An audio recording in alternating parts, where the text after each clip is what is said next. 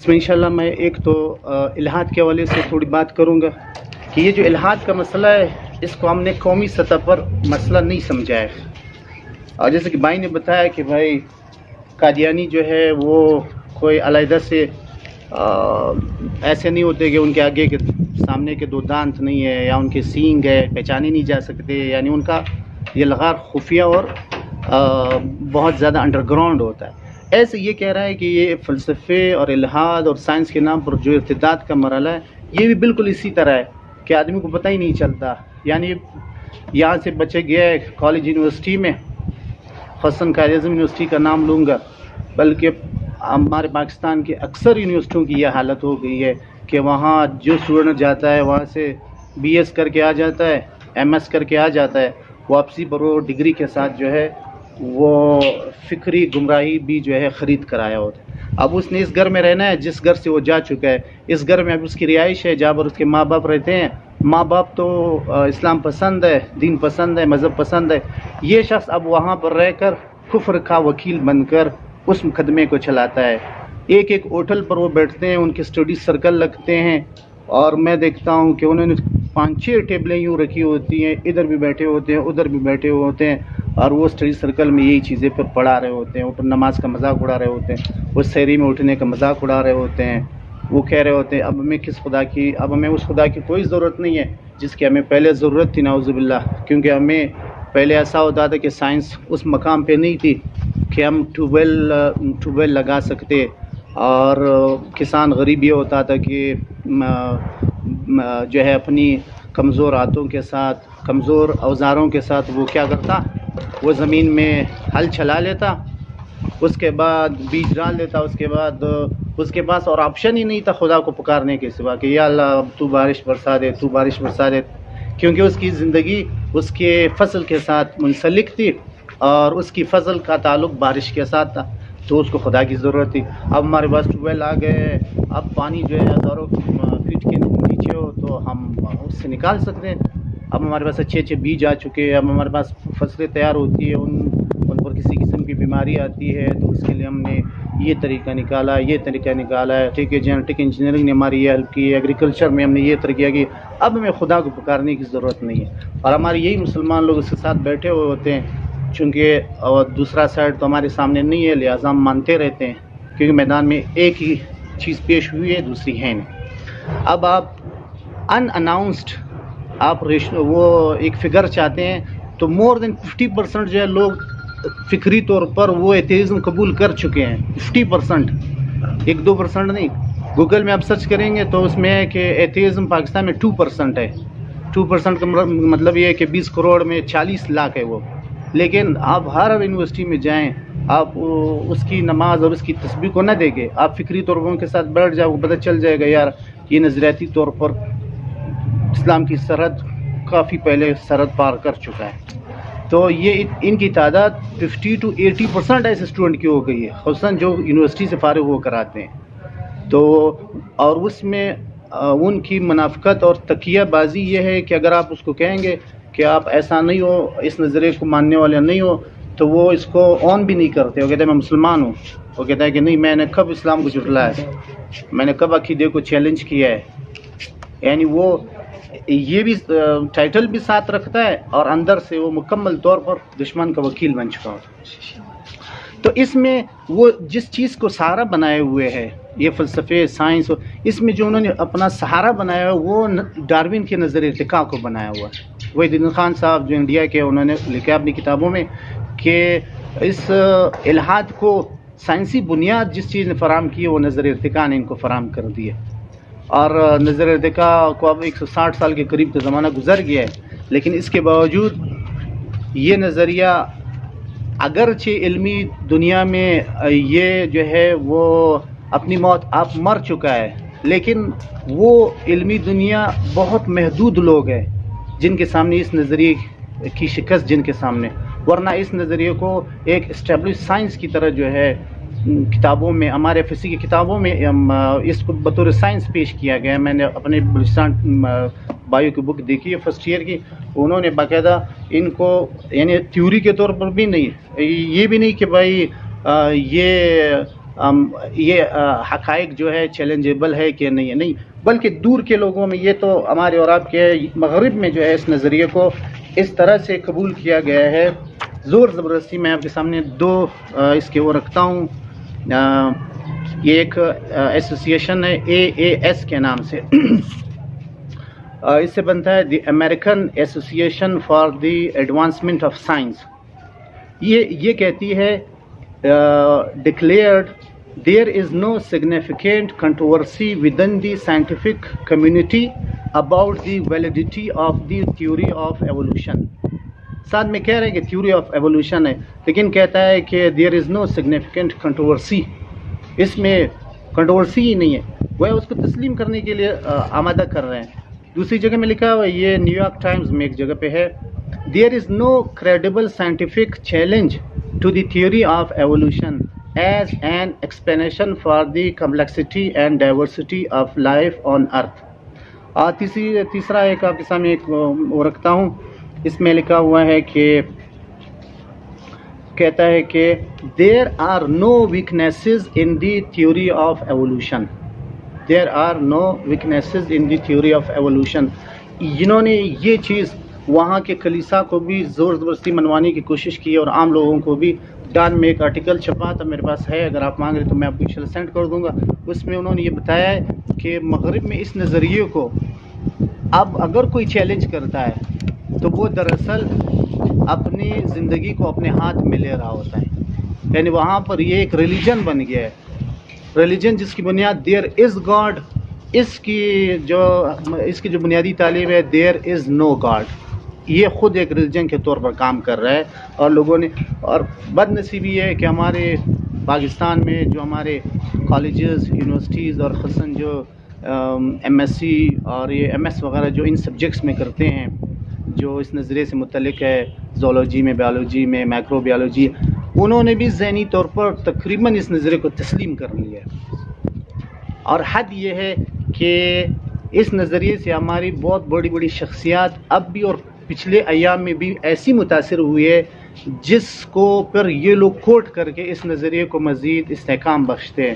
میں جو میری اپنی ریسرچ جو میرے سامنے آئی، میں ان کے نام کے سامنے رکھتا ہوں، یعنی عقیدت اور تقدس سے ہٹ کر علم کے حوالے سے، تاکہ یہ ہمارے ساتھیوں کے سامنے آ جائے، وہ خود بھی اس کو دیکھیں. یعنی میری اب تک کے مطالعے میں 3 افراد ایسے رہے ہیں جنہوں نے نظر ارتقاء کو اس معنوں میں ریجیکٹ کیا ہے کہ جس معنوں میں قرآن کی آیتیں اس کو ریجیکٹ کرتی ہیں. اس کے علاوہ جن لوگوں نے اس کو تسلیم کیا ہے، بڑی بڑی شخصیات نے، جن کی میں نے کتابیں پڑھی ہیں، ان کے نظریے کی نہ جدید سائنسز جو ہے وہ حمایت کرتی ہے اور نہ قرآن اس کی حمایت کرتا ہے، بلکہ اس سے کیا نقصانات پیدا ہوتے ہیں میں آپ کو دوسری کتاب سے بتاؤں گا. یعنی آپ سوچیں کہ امام رومی جو ہے، جنہوں نے مثنوی رومی جو لکھی ہے، اس کے اندر انہوں نے اس کو تسلیم کیا ہے کہ حیات جو ہے وہ پہلے جمادات میں تھی، پھر جو ہے نباتات میں آئی، اور پھر جو ہے اس سے حیوانات میں آئی، اور اس کی جو آخری شکل ہے وہ انسان ہے. یہ یعنی انہوں نے تسلیم کیا ہے. ابوالکلام آزاد رحمۃ اللہ علیہ نے اس کو تسلیم کیا ہوا ہے، اور جو سورہ فاتحہ پر انہوں نے ایک کتاب لکھی ہے، اس میں اس سے متاثر ہوتا ہوا دکھائی دیتا ہے. یہ وحید الدین خان، یہ جو جس کتاب میں آپ کو دکھا رہا ہوں، انہوں نے نظر ارتقاء کے ایک پہلو کو تو ایگزیکٹ صحیح انداز سے لیا ہے، لیکن دوسرے نقطے کو انہوں نے بھی ویسا ہی لیا ہے جیسے ان لوگوں نے لیا ہے جن کو ہم اس سلسلے میں غلطی پر سمجھتے ہیں، جن کا ساتھ جدید سائنسز نہیں دیتی. یہ شخص بھی اس کے اندر ہے. اور اس کے علاوہ جو ہے ڈاکٹر اسرار صاحب نے بھی تقریباً وہ 50 سے 65-60% جو ہے انہوں نے وہی تشریح کی ہے کہ جس کو تسلیم کرنے سے خدا تعالیٰ کی جو خدا جل شانہ کا کائنات کے ساتھ تعلق ہے، جو حی و قیوم کا ایک تعلق ہے، جو ہر دن ایک نئے اللہ جل شانہ شان کے ساتھ جو ہے نمودار ہوتا ہے، اس کی نفی ہوتی ہے. میں آپ کو یہ دوسری کتاب کے ذریعے سے آپ کو دکھاؤں گا. تو یہ وہ لوگ ہیں کہ پھر جب طالب علم اپنی یونیورسٹیوں میں آلریڈی یہ چیز پڑھ جاتے ہیں، پھر یہاں سے ان کو سہارا مل جاتا ہے، کیونکہ ظاہر ہے یہ گھروں میں تو مسلمانوں کے رہتے ہیں، تو یہاں سے ان کو مذہبی سہارا مل جاتا ہے، وہاں سے ان کو مغربی سہارا مل جاتا ہے، جو کہ یعنی سلسلہ وہ جہاں تک لے کے جاتے ہیں کہ کہتے ہیں کہ بندر سے یہ سلسلہ چلا ہے، یا وہ کہتے ہیں کہ رچرڈ ڈاکن کہتا ہے کہ بھائی یہ کھزن ہے، بندر جو ہے یہ انسان کے کزن ہے، پرایا سے انسان سے پیدا نہیں ہے. یہ بھی انشاءاللہ میں آپ کو دکھاؤں گا. اب جو اس میں خاص بات میرے نظر میں وہ یہ ہے کہ یہ لوگ جو بڑا دھوکہ دیتے ہیں وہ کیا دیتے ہیں. یہ اس وقت ایتھیسٹوں کا بڑا ہے، برطانیہ لندن کا رہنے والا ہے، اور اس کی ہمت اور جرت یہ ہے کہ یہ کتاب کا ٹائٹل ایسا رکھ رہا ہے فریب خدا کے نام سے، خدا کا دھوکہ، گاڈ ڈیلوژن. اس کا ایک ماشاءاللہ ایک مسلمان فکر مند ساتھی نے اس کا رد کیا ہوا ہے اس کتاب کے نام سے، خدا کا دھوکہ. یہ خود بھی PhD ہے، اور اس شخص نے جو یہ کام کیا ہے اس نے اس کتاب کو منسوب کیا ہے شیخ احمد دیدات کے ساتھ، جو کہ ہمارے بعض مذہبی حلقوں میں ٹھیک ہے جو ہے وہ قابل قبول نہیں ہے، ہماری اپنی اندرونی فرقواریت کی وجہ سے، جس کی وجہ سے ہمیں کئی نقصانات اٹھانے پڑتے ہیں ان راستوں سے. تو اس شخص کا یہ کام ہے جو انہوں نے اس کے دلائل کی رد کی ہے کہ بھائی آپ جو نظر ارتقاء کو ایک اسٹیبلش سائنس سمجھ رہے ہو اور انکار خدا کے لیے ذریعے کے طور پر پیش کر رہے ہو، تو آپ کی باتوں میں کتنی جان ہے. یہ نظر ارتقاء کے حوالے سے ہمارے ہر دوست اس بات کو جو ہے اپنے ذہن میں رکھے کہ نظریہ ارتقاء جو ہے جو ڈارون نے دیا ہے، یہ جو ملحد لوگ ہیں، ڈارون خود ملحد نہیں تھا. ڈارون کی اپنی کتاب ہے جس میں اس نے اس نظریے کو پیش کیا. یہ اپنی کتاب کے لاسٹ پیراگراف میں، بالکل آخری پیراگراف میں، یہ کریٹر کو تسلیم کرتا ہے، خدا تعالیٰ کی بات کرتا ہے. میں آپ کے سامنے رکھتا ہوں، پھر ان بڑے لوگوں کے آپ کے سامنے جھوٹ آپ کے سامنے آ جائے کہ یہ الہاد کے لیے کن لوگوں کو جھوٹ کے اور ان پر بہتان باندھ کر نظر ارتقاء کو سائنسی نام دیتے ہیں. یہ بالکل جو آخری پیراگراف ہے یہ میں بتا رہا ہوں.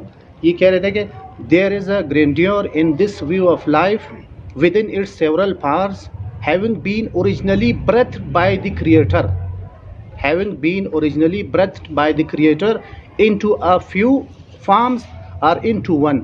یہ تسلیم کرتا ہے کہ کائنات میں جو آج لائف ہے اس میں ابتدائی روح جو ہے وہ کریٹر نے اس کے اندر پھونکی ہے، وہ ایک جاندار یا چند جانداروں کے اندر.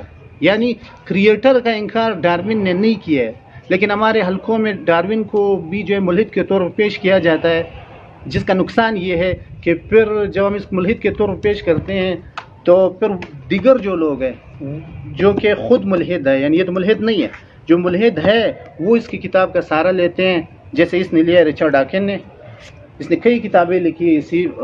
ایک کتاب اس نے لکھی ہے، اس نے دی بلائنڈ واچ میکر، یعنی جس طرح گھڑی ساز گھڑی بنا لیتا ہے تو گھڑی بنا لینے کے بعد بس اب مزید تو اس کا گھڑی کے ساتھ کوئی تعلق نہیں، اب گھڑی خود چلتی ہے. خدا تعالیٰ نے کائنات بنا لی ہے، بس اب وہ کائنات خود چل رہی ہے. اب یہ کریڈٹ اب خدا کو کیوں دے رہا ہے کہ وہ پرسنل گاڈ بھی ہے، ہمارے آپ کے کھانے پینے میں، ہمارے آپ کے خرید فروخت کے ساتھ اس کا تعلق ہے، نشست برخاست کے ساتھ تعلق ہے، ہماری سیاست کے ساتھ اس کا تعلق ہے. تو یہ شخص ڈارون کے نام پہ جھوٹ بول رہا ہے. کیا جھوٹ بول رہا ہے؟ یہ کہتا ہے کہ جو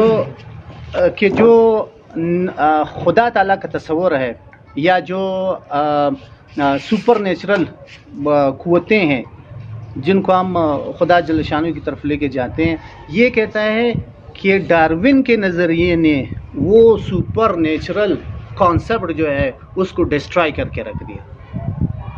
یعنی بہتان اس شخص پر باندھ ہے، حالانکہ وہ تسلیم کر رہا ہے کہ جو فرسٹ جاندار ہے یا فرسٹ فیو جاندار ہے اس کا کریٹر خود خدا ہے. اب یہ نقطہ ہمارے اس سبجیکٹ کے پروفیسروں تک، ہمارے لوگوں تک یہ نقطہ پہنچایا جائے کہ یار یہ شخص جو اپنی الہاد کی دکانداری کر رہا ہے، جس کے نام پر کر رہا ہے، وہ خود ملحد نہیں ہے، وہ خود کریٹر کا اقرار کرنے والا ہے. یہ آدمی انکار کریٹر کے لیے اس کو دلیل کے طور پر، اس کا میں آپ کو ایک پیراگراف جس میں اس نے اس سے یہی استدلال کیا ہوا ہے 118 پیج پہ، جہاں پر وہ اسی کا نام لے کر، ایوولوشن تھیوری کا نام لے کر جو ہے وہ انکار خدا کر رہے ہیں. یہ کہتا ہے 118 پیج پر، بٹ ڈارونین ایوولوشن، یہ ڈارون کا نام لے رہے ہیں، but Darwinian evolution specifically natural selection. Natural selection جو ڈارون کے نظریے کا ایک ستون ہے، کہتا ہے specifically natural selection does something more. اس نے کچھ زیادہ ہی کام کیا، یعنی اس نیچرل سلیکشن کو بطور خدا تسلیم کر رہا ہے کہ اس میں یہ قوتیں موجود ہیں جو ہم خدا کے لیے ثابت ہیں. کہتا ہے it shatters the illusion of design کہ کائنات میں نظم ہے، ڈیزائن ہے، اور اس ڈیزائن کے پیچھے خدا تعالیٰ ہے. It shatters the illusion of design within the domain of biology and teaches us to be suspicious of any kind of design hypothesis in physics and cosmology as well. I think the physicist Leonard Susskind had this in mind when he wrote, I am not an historian, but I'll venture an opinion.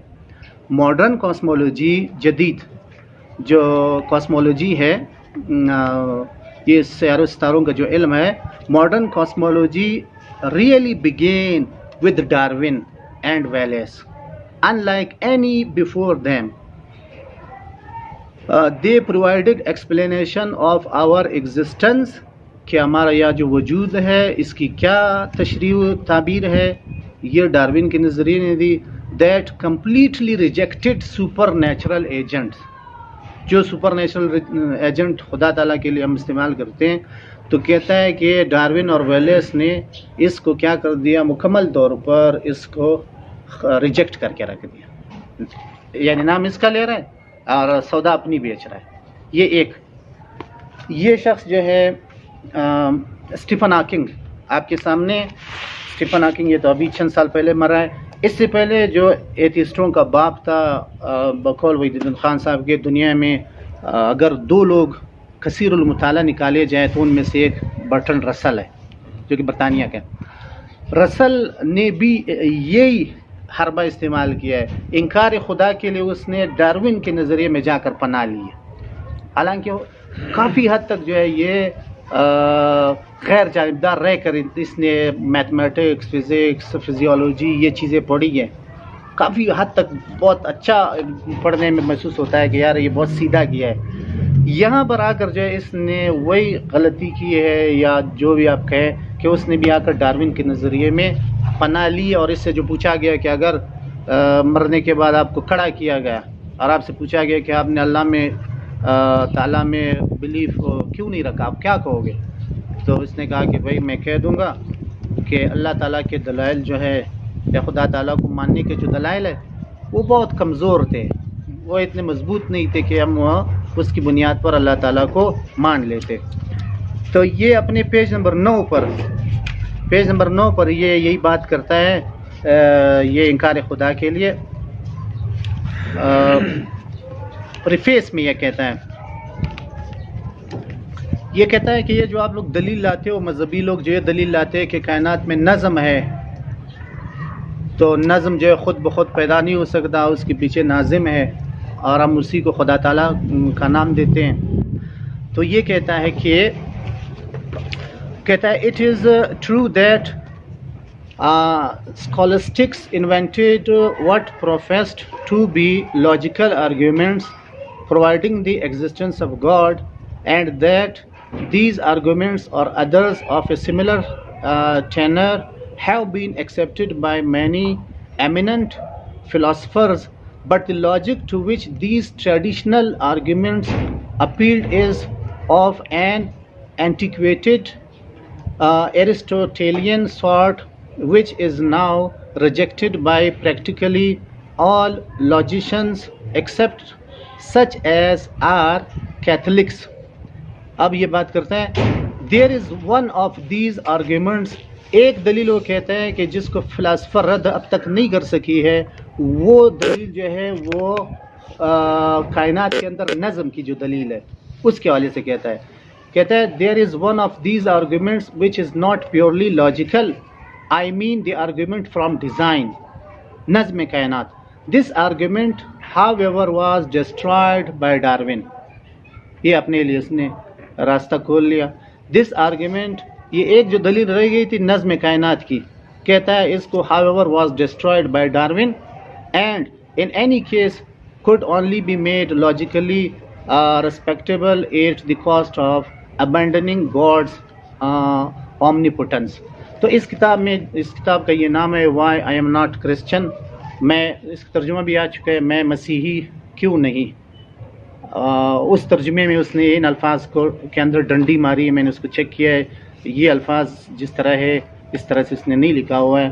تو یہ اس کی original کتاب ہے، اس میں یہ جا کر اپنے انکار خدا کے لیے ڈارون کے تھیوری کی آڑ لے رہا ہے. اور آخری جو اسٹیفن ہاکنگ ہے، اسٹیفن ہاکنگ سے جب پوچھا گیا کہ بھائی ساری کائنات میں لائف جو ہے وہ صرف زمین پر ایگزسٹ کرتی ہے اور اس کے علاوہ پوری کائنات میں جدید جتنے بھی ہمارے پاس مائکروسکوپ اور ٹیلیسکوپ سارا کچھ جو کچھ ہے ان کے تحقیق سے ہمیں یہ پتہ چلا ہے کہ لائف صرف اور صرف زمین پر ایگزسٹ کرتی ہے. تو لہٰذا اس کو ایکسیپشن، اس زمین کو جو یہ استثناء حاصل ہے کہ لائف صرف یہاں پر ہے، تو یہ کس چیز کی دلیل ہے؟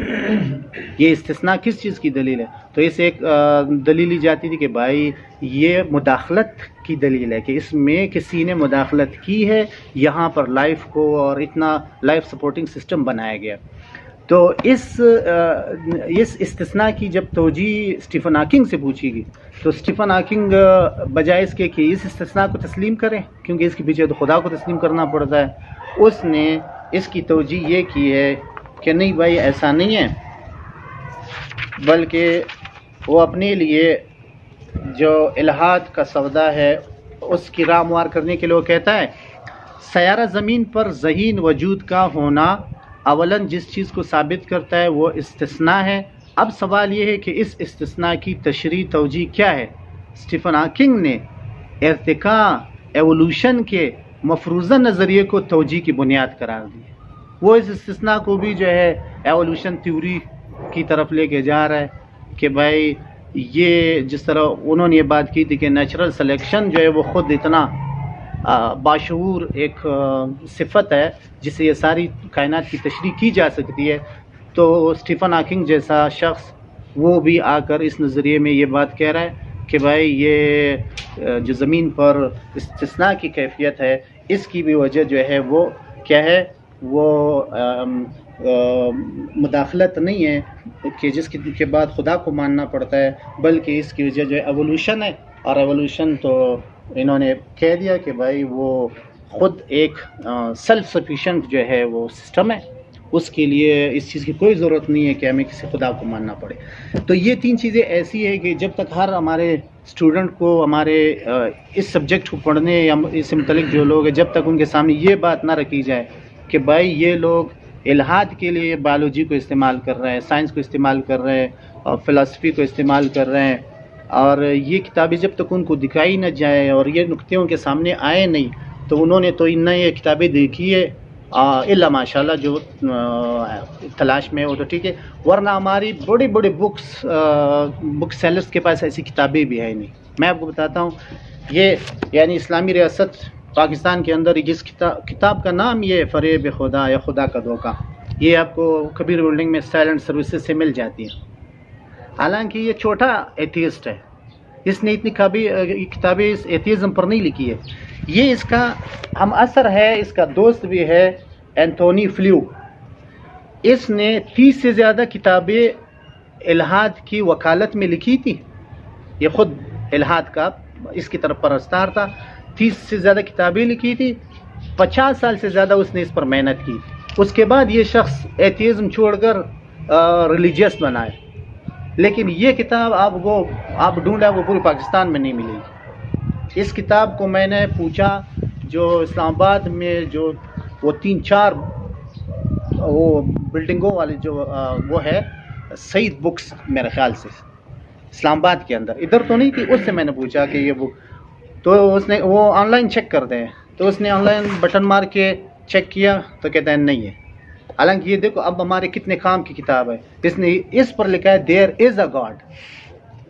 یعنی ہمارے ایتھیسٹ مائنڈ کے اسٹوڈنٹ اور ٹیچر وغیرہ کے لیے کتاب کتنی کارآمد ثابت ہو سکتی ہے کہ وہ شخص جو 30 سے زیادہ کتابیں الہاد کے حق میں لکھ چکا ہے وہ اس سے توبہ کر چکا ہے اب، اور 50 سال سے زیادہ، نصف سینچری سے زیادہ اس نے اس پر ہارڈ ورک کام کیا ہے. وہ اب پہنچ گیا ہے کہ یار یہ الہاد جو ہے یہ دلائل پر مبنی نہیں ہے.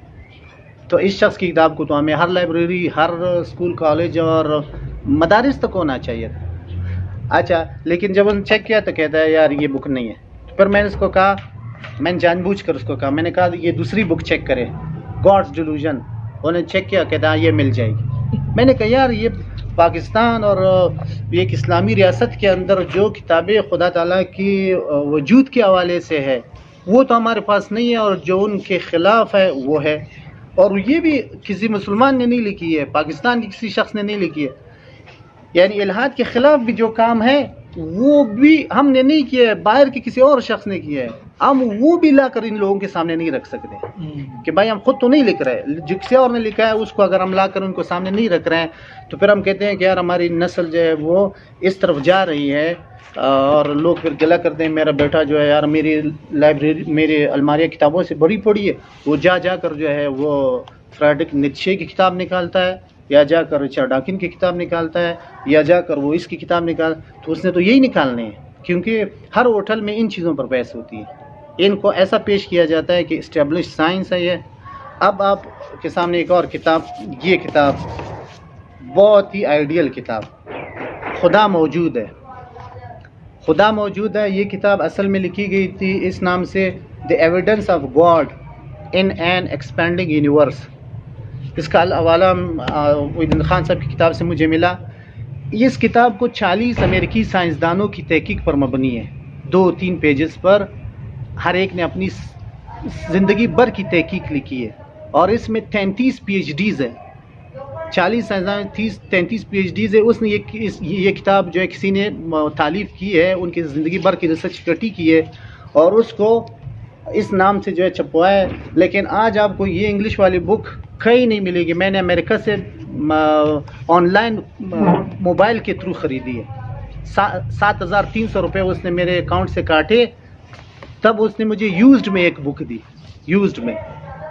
یعنی یہ کتاب تو مسلمانوں کے لیے ایک سرمایہ تھی، لیکن ہماری کسی لائبریری، کسی بڑے سے بڑے مکتبے میں آپ جائیں گے، آپ کو صرف و نو پر درجنوں کتابیں مل جائیں گی، فقہ پر درجنوں کتابیں مل جائیں گی. ایسی کتابیں جو وجود خدا کے انکار کی رد پر مبنی ہیں، وہ کتابیں کہیں موجود نہیں ہیں. پی ڈی ایف اس کا نہیں مل رہا تھا. آپ اندازہ کریں، ہم نے کوشش کی کہ یار اس کا پی ڈی ایف مل جائے.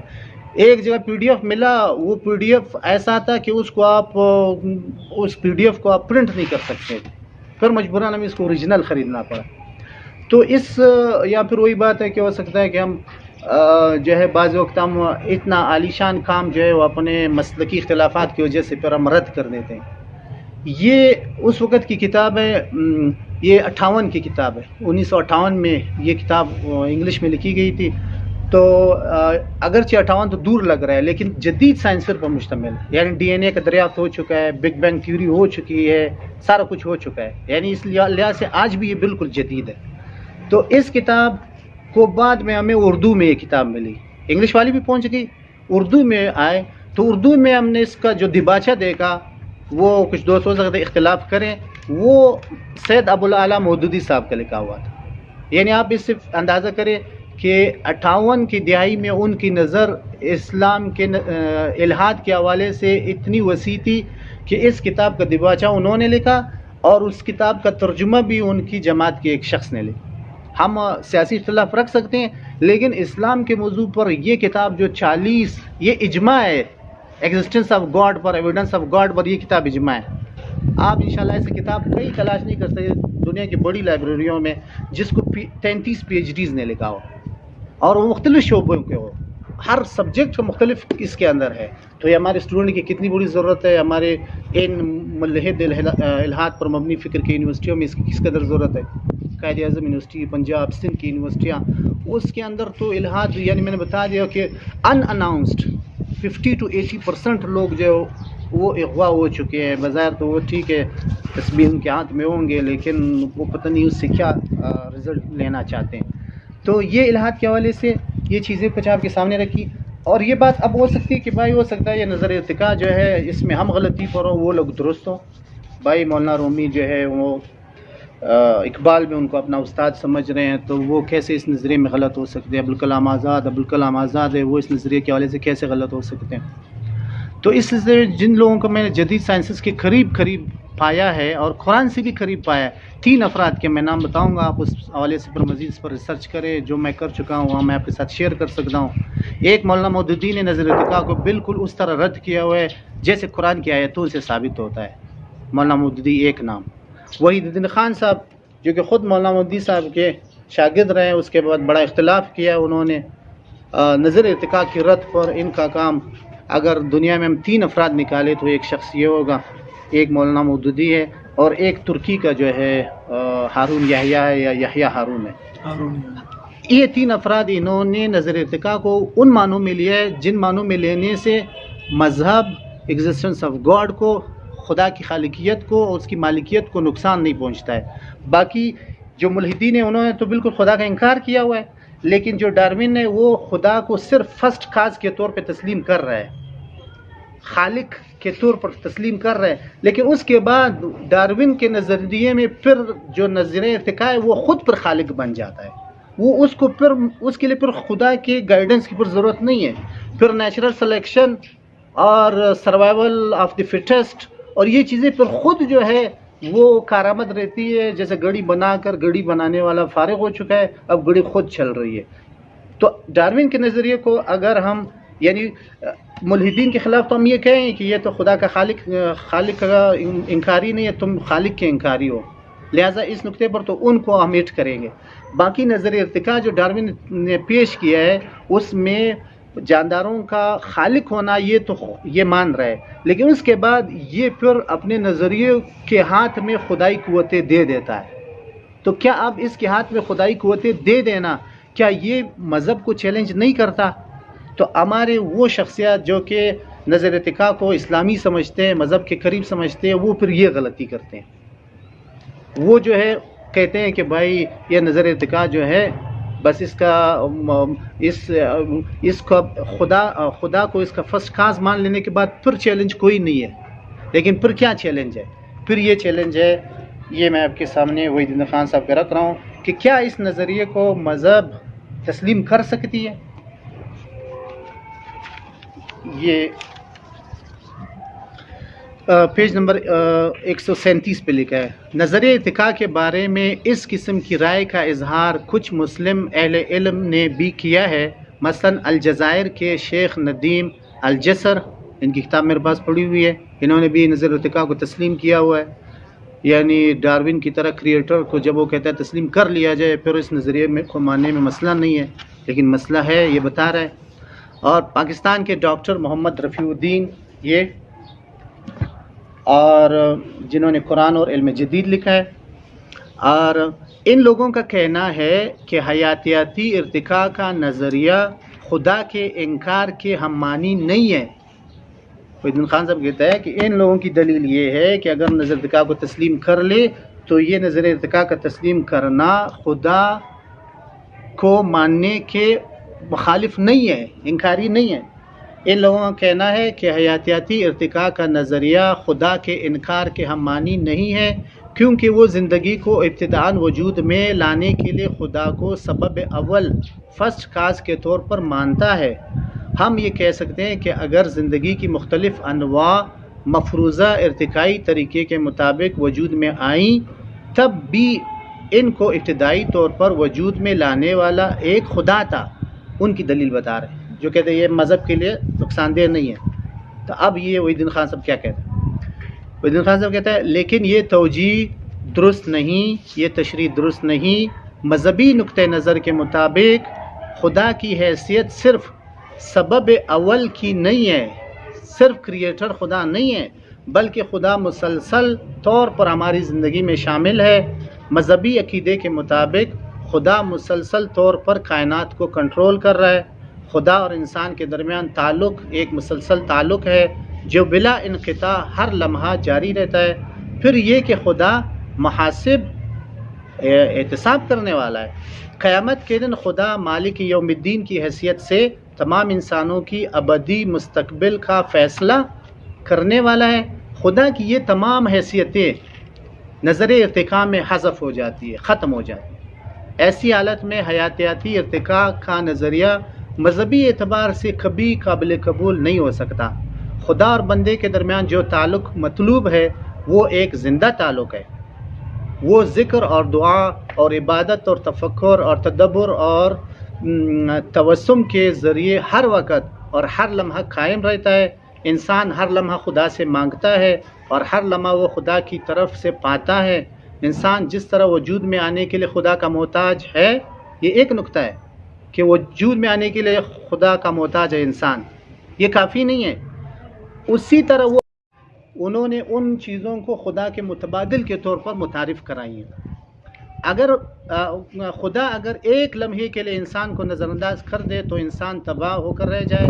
مذہبی عقیدے کے مطابق خدا نہ صرف خالق کریٹر ہے جو ڈارون نے استعمال کیے، بلکہ وہ رازق اور قیوم بھی ہے، سسٹینر بھی ہے.